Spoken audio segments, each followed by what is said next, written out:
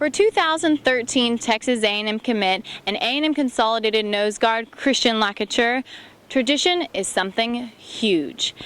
LaCouture spent his first 2 years playing varsity at Odessa Permian, a storybook program that reigns above all Texas schools as far as tradition goes. LaCouture said that tradition is one of the reasons A&M was his college choice. 12th man at Texas A&M and all the key traditions they have there, and the championships, and I think just looking at the whole program, this was a good situation for my family and I. I think, of course, my family was a big part in me committing there. Committing to A&M, did that have any part of you moving to A&M Consolidated? Well, I think looking at it, my family and I talked it over, like I said, and my sister, we were going to come down when I was graduating early, December 2012. They were going to come down with me anyways, and I wanted my younger sister, who's a freshman here at Consolidated, to stay in the same high school. That way she didn't have to bounce around, and it would have been a lot harder on her. From the A&M team, who would you most compare yourself to? I think looking at it, I like Tony Girardetti. He's a class act. Works his butt off on the field, off the field, and I think just looking at him, I think it'd be really cool to compare myself to him. But he's a class act, great guy. Like I said, off the field and on the field, and I've talked to him a couple times when I was up there, and he's just a great guy. And Tony Girardetti, he's second in the Big 12 with sacks right now.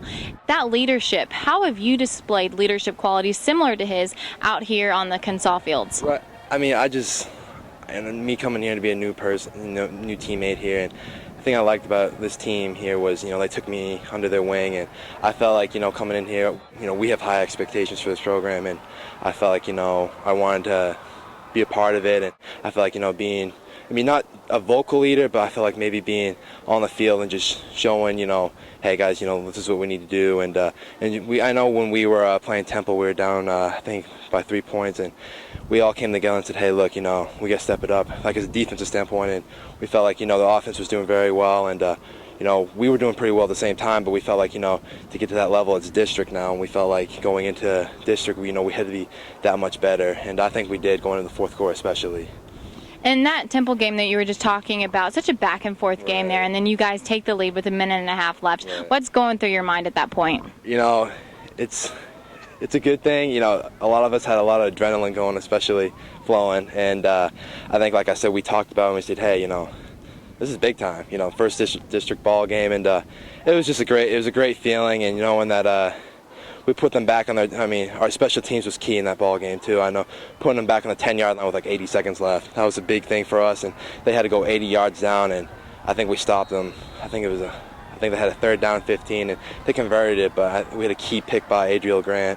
I think it was a 2nd and 10, and it was big, and we were all happy for our first district ball game and our first win, so it was a big game especially. This Friday night's matchup is against? It's in Klein and Ellison. And as far as Texas A&M and the conference realignment, moving to the SEC, have you been keeping up with all that? Yes, ma'am, I have. Yes, ma'am, I have. And so what are your thoughts about them moving to the SEC?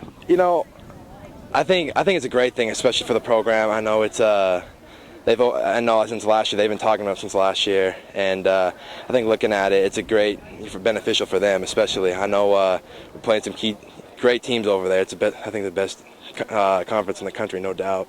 But wherever A&M plays, I'm happy for them. And like I was telling, I think it was a couple weeks ago, one of the guys from Aggie, if they're in the Big 12, that's great. If they're in the SEC, it's great. Wherever they are, I'm happy to be an Aggie, and I can't wait.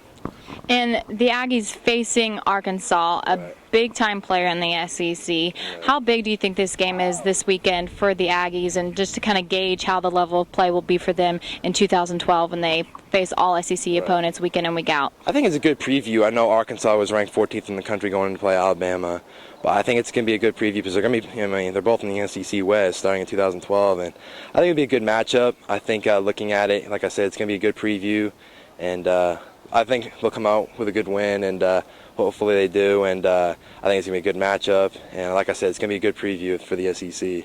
Great. Thanks, Christian. Thank you. Appreciate it. This has been Courtney Rowland at A&M Consolidated for Rivals.com.